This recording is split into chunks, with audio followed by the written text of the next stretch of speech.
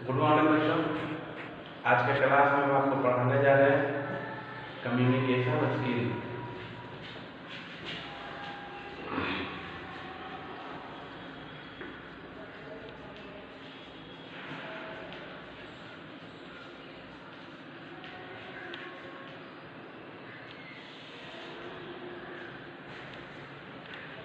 जैसा कि आप जानते हैं, कम्युनिकेशन बहुत ही मानव जीवन के लिए जरूरी है और शिक्षा के क्षेत्र में तो नितांत आवश्यकता है इसकी।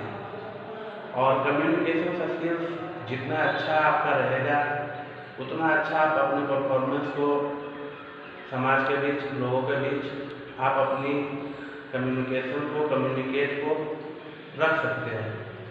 तो कम्युनिकेशन स्किल्स को समझने से पहले हम मीनिंग ऑफ कम्युनिकेशन स्किल्स जानना जरूरी है।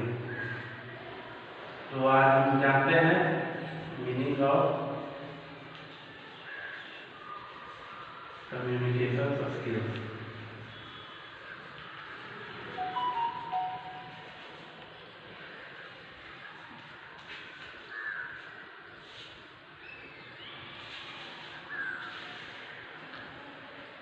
तो मीनिंग ऑफ कम्युनिकेशन स्किल्स में हम जानना चाहेंगे और बताना चाहेंगे कि सभी प्रकार के संप्रेषण में एक प्रेषक होता है। जितने भी संप्रेषण होते हैं उसमें एक प्रेषक होता है और प्रेषक कुछ कहना चाहता है या फिर अपनी अभिसूचना भेजना चाहता है तो प्रेषक कहने में मौखिक संप्रेषण भी करता है और अभिसूचना भेजने में लिखित संप्रेषण भी करता है। इस संप्रेषण का माध्यम, इसे ही हम संप्रेषण का माध्यम कहते हैं। इस प्रकार संप्रेषण का अर्थ होता है परस्पर विचारों और भावनाओं की साझेदारी करना। मीन्स जिस प्रकार से प्रेषक जो है अपने भावनाओं को, अभिसूचनाओं को किसी दूसरे के पास लिखित या मौखिक माध्यम में जब पहुंचाता है तो हम इस प्रक्रिया को ही संप्रेषण का माध्यम समझते हैं। और इस संप्रेषण के माध्यम में जो है प्रेषक और प्रेषक का ग्रहीकर्ता मीन्स ऑडियंस जो होते हैं, ये दोनों के बीच कम्युनिकेशन का होना एक गुडविल में, एक अच्छे रूप में बहुत जरूरी है। तो अब हम कम्युनिकेशन स्किल्स का डिफिनेशन जानेंगे।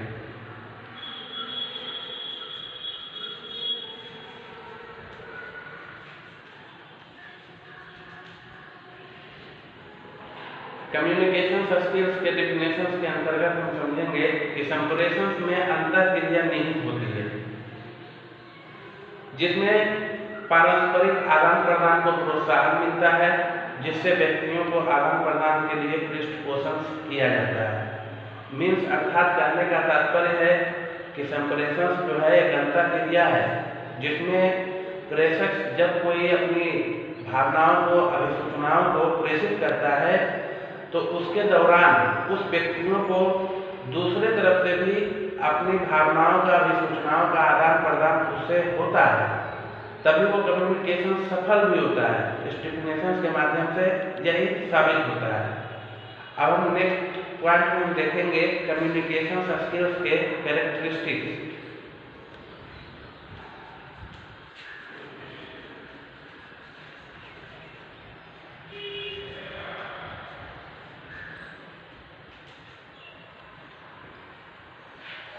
कैरेक्टरिस्टिक्स में हम देखेंगे कि संप्रेषण का पहला पॉइंट है, संप्रेषण कम्युनिकेशन स्किल्स का पहला पॉइंट है परस्पर विचारों एवं भावनाओं का आदान प्रदान होता है। दूसरा जो कैरेक्टरिस्टिक्स हम देखते हैं वो है संप्रेषण में विचारों तथा भावनाओं की साझेदारी होती है। तीसरा जो है वो विचारों एवं भावनाओं के आदान प्रदान को प्रोत्साहन दिया जाता है। और चौथा है संप्रेषण में अनुभवों की साझेदारी होती है। और लास्ट पॉइंट में हम जानेंगे कि शिक्षण की प्रक्रिया का संप्रेषण महत्वपूर्ण घटक है। नेक्स्ट जो पॉइंट हम जानना चाहेंगे, बताना चाहेंगे, उस पॉइंट में हम पढ़ेंगे communication tools.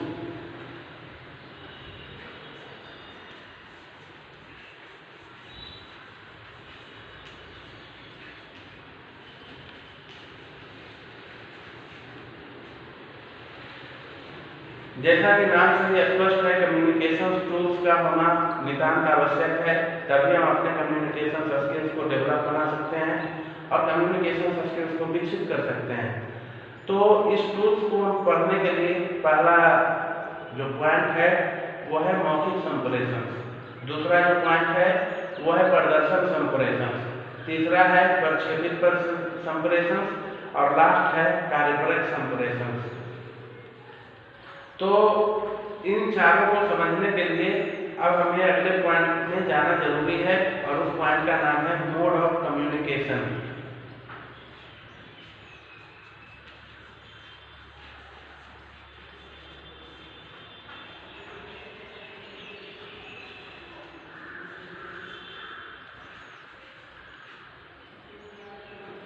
Mode of communication में हम समझ सकते हैं कि संप्रेषण में मुख्यतः दो मोड होते हैं, दो विधियां होती है।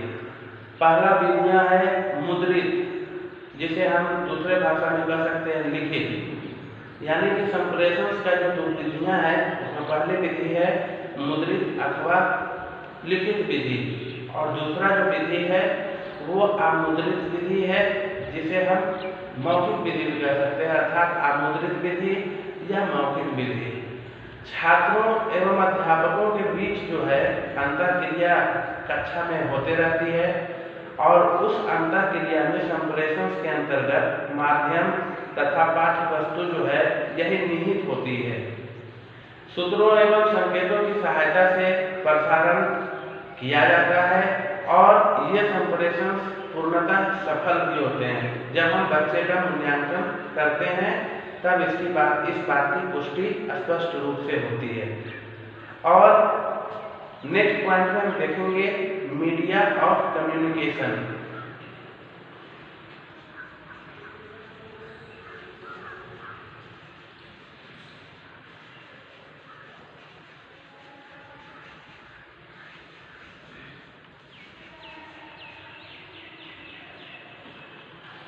मीडिया ऑफ कम्युनिकेशन में हम कह सकते हैं सामान्य रूप से इसका जो विभाजन है वो दो वर्गों में किया जाता है, क्योंकि कम्युनिकेशन का जो माध्यम होता है उसे हम दो वर्गों में बांट सकते हैं। तो पहला वर्ग होता है स्वयं संप्रेषण, स्वयं मनुष्य द्वारा संप्रेषण, जिसका मुख्य जो माध्यम है वो है मुख माध्यम। मुख से जो हम संप्रेषण करते हैं, मुख से जो हम कम्युनिकेट करते हैं किसी दूसरे से, वही हुआ स्वयं मनुष्य द्वारा संप्रेषण। और दूसरे रूप में हम इसे देखते हैं हार्डवेयर उपकरण। मान लिया जाए हम संप्रेषण करने के लिए, कम्युनिकेट करने के लिए किसी उपकरण की सहायता लेते हैं, तब वो हार्डवेयर उपकरण के द्वारा मीडिया के रूप में हम कम्युनिकेट किसी दूसरे को करते हैं। इसका उदाहरण रेडियो, दूरदर्शन, फिल्म जिसे हम चलचित्र भी कहते हैं, गति चित्र, टेलीफोन, इंटरनेट, कंप्यूटर आदि ये हार्डवेयर उपकरण के अंतर्गत आते हैं जो हम मीडिया ऑफ कम्युनिकेशन के अंतर्गत रखते हैं। लेकिन मीडिया ऑफ कम्युनिकेशन में जो मुख्य भूमिका निभाती है वो हमारी मुख है। हमारे मुख के द्वारा जो संप्रेषण किया जाता है, इस संप्रेषण में और इस संप्रेषण का मुख्य रोल होता है। अगर हम हार्डवेयर उपकरण के माध्यम से जो मीडिया ऑफ कम्युनिकेशन का यूज करते हैं तो उसमें मुख्य रोल जो अदा करते हैं वो मुख्य रोल होता है मुख का ही। और इसके अलावा जैसे हम वीडियो बनाते हैं तो उसमें भी अगर बिना हम मुख का अगर हम वीडियो बनाते हैं, किसी सहायता से चलचित्र रहती है, तो अगर हम मुख का उपकरण, मुख का अगर हम उपयोग नहीं कर पाते हैं तो वो बेकार हो जाता है। और हम अगले रूप में हम देखेंगे प्रिंसिपल। प्रिंसिपल क्या है, इस पॉइंट के अंतर्गत हम देखेंगे।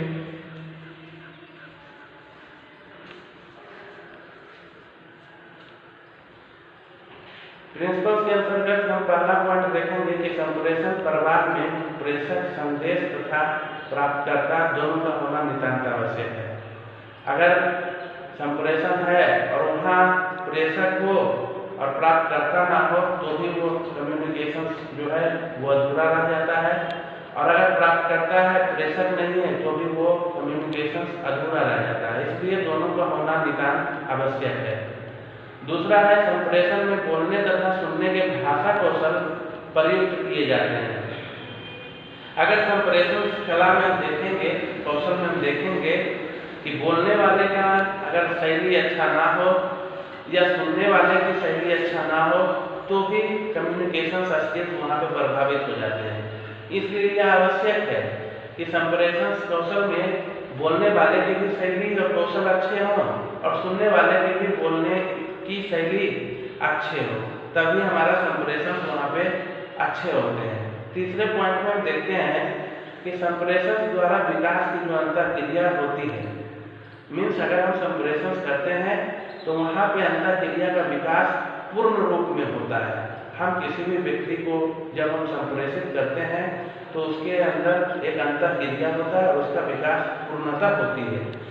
नेक्स्ट पॉइंट हम देखेंगे, संप्रेषण प्रवाह द्विमार्गीय होता है। जब हम संप्रेषण में कभी कभी प्रवाह को उच्च, मध्यम या अति कर देते हैं, एकदम लघु कर देते हैं, तो वहाँ पे कम्युनिकेशन में हम देखते हैं कि प्रवाह के कारण अगला जो प्राप्तकर्ता होता है वो प्रभावित होने लगता है। जैसे हम कभी खुशी के माहौल में हम संप्रेषित होते हैं, करते हैं, तो वहाँ पे आवाज़ ज़्यादा तेज हो जाती है। वहीं दुख के क्षण में हमारे संप्रेषण प्रवाह जो है लो हो जाती है। और वहीं हम सामान्य रूप से जब कोई बात संप्रेषित करते हैं तो वहाँ सामान्य रूप में न ज़्यादा उच्च प्रवाह होता है, न ज़्यादा लो प्रवाह होता है, नीच प्रवाह होता है। वहाँ पे मध्यम प्रवाह में हम बात करते हैं।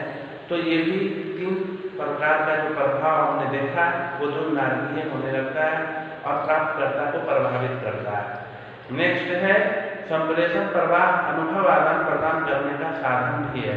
अगर हम मान लीजिए उस संप्रेषण में कभी प्रवाह को जो है, संप्रेषित प्रवाह को जो है आदान प्रदान में करने में जब हम उसके प्रवाह को प्रभावित करते हैं तो प्राप्तकर्ता और जो हमारा प्रेषक होता है ये दोनों प्रभावित होते हैं।